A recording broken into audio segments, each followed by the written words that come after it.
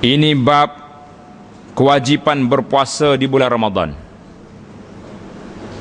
Huraian tentang kelebihan berpuasa dan hal-hal yang berkaitan dengan puasa.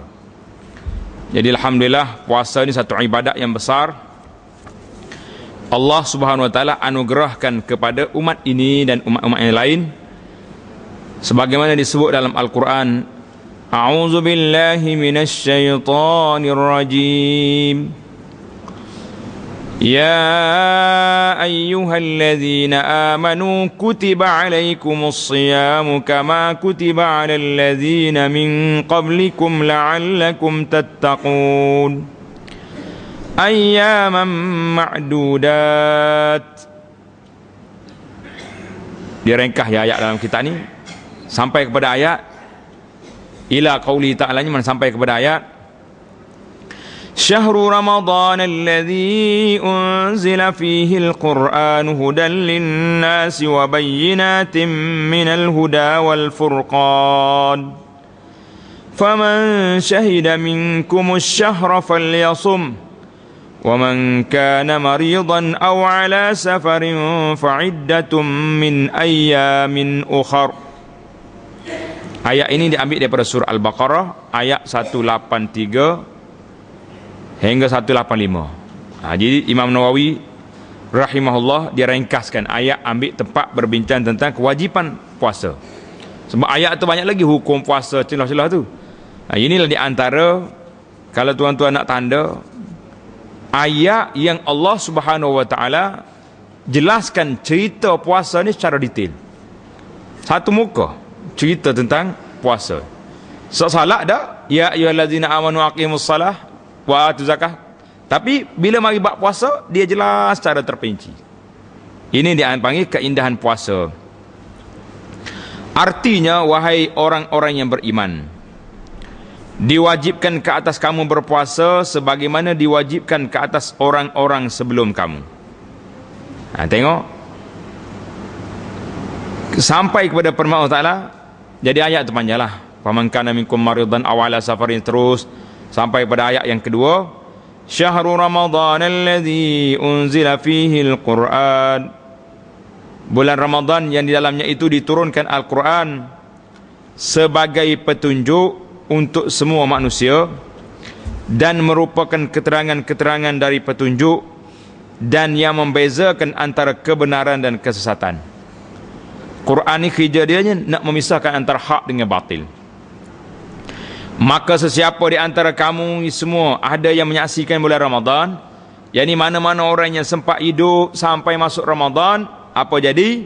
Hendaklah dia berpuasa. Faman syahida minkum syahra falyasum. Mari Ramadan kena puasa. Dan siapa yang sakit atau dalam perjalanan, orang sakit, orang yang dalam musafir, maka berpuasalah menurut hitungan. Makalah faman kana minkum maridan aw salim fa'iddatum min ayyamin ukhar. Maka berpuasalah menurut hitungan yang tidak dipuasainya. Yani bila dia buka puasa, orang musafir, orang sakit, dia buka puasa, maka puasalah menurut bilangan hari yang dia tinggal pada hari lain.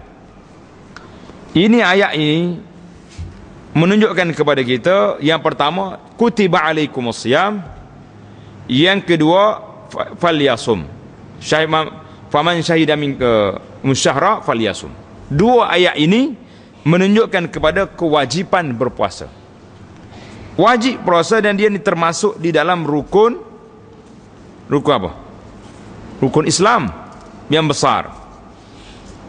Cuma kenapa Imam Nawawi rahimahullah dia sebut puasa ni selepas dia sebut zakat? Ni tengok. Baru ni kita bincang tentang zakat. Bab yang ke-216, babu ta'kidi wujubiz zakah. Bab 217 ni bab kewajipan puasa. Ini kita kena belajar dari sudut tartibnya. Sebab apa ditartibkan sedemikian? Jawabnya kerana susunan ini mengikut hadis yang diriwayat oleh Sayyidina Umar ibn Khattab radhiyallahu anhu fi mas'alati Jibril. Waktu Jibril datang jumpa Nabi sallallahu alaihi wasallam, dia baca tartib macam tu. Salat, zakat, puasa.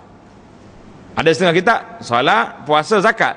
Jadi kita tengok di sini dia tertib dia mengikut tertib Jibril, cerita kepada Nabi, puasa, zakat, solat, zakat, puasa.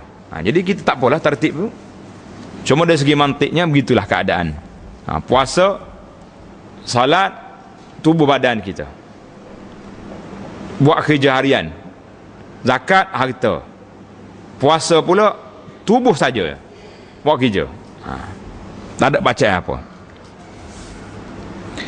Jadi puasa Ramadan ni sudah jelas pada kita tentang hukum hakamnya. Anak rasa kita hurai panjang di dalam tazkirah khas tentang puasa. Kena tengok baliklah kepada huraian yang lepas. Kalau kita nak urai satu-satu, jalan lambat. Adapun hukum tinggal puasa. Hari ni kita tengok ada orang yang tak puasa. Ramai tak ramai? Boleh tahan jugalah. Tak puasa. Relax ya. Jadi adakah dia kafir atau tak? Di sini dibahas oleh para ulama. Ulama bahas panjang tentang hukum puasa tinggal salat. Tinggal salat, ramai yang mengatakan dia kafir. Walaupun dia tidak engkar. Tapi puasa ni, kalau dia engkar kewajipan puasa, baru kafir. Kalau tidak, dia buat dosa besar, satu kemungkaran yang besar. Allah Ta'ala perdukan puasa. Tujuan dalam ayat ni sebagaimana disebut dalam ayat, la'allakum tattaqun, supaya kamu jadi orang bertakwa. Inilah yang selalu kita sebut bahawa Allah Subhanahu Wa Ta'ala yang sangat kasihan belah pada hamba dia, bila dia nak suruh kita menjadi orang takwa, diberinya kepada kita puasa. Bila kita puasa, nak suruh jadi orang takwa, dibuka lorong luas, lebuh raya ke arah takwa. Ini dalam hadis nanti kita Nabi itu, Imam Nawawi bawa hadis tentang sufidati syayatin. Syaitan-syaitan akan dibelenggu, akan diikat dalam bulan Ramadan. Ini menunjukkan bahawa hadis yang ke-1220 nanti, bahawa bila Allah nak suruh jadi kita bertakwa, ditutupnya pintu kejahatan. Syaitan kena ikat, pintu neraka ditutup, pintu syurga dibuka. Jadi punca-punca nak jadi orang baik tu luas tak luas? Sangat luas.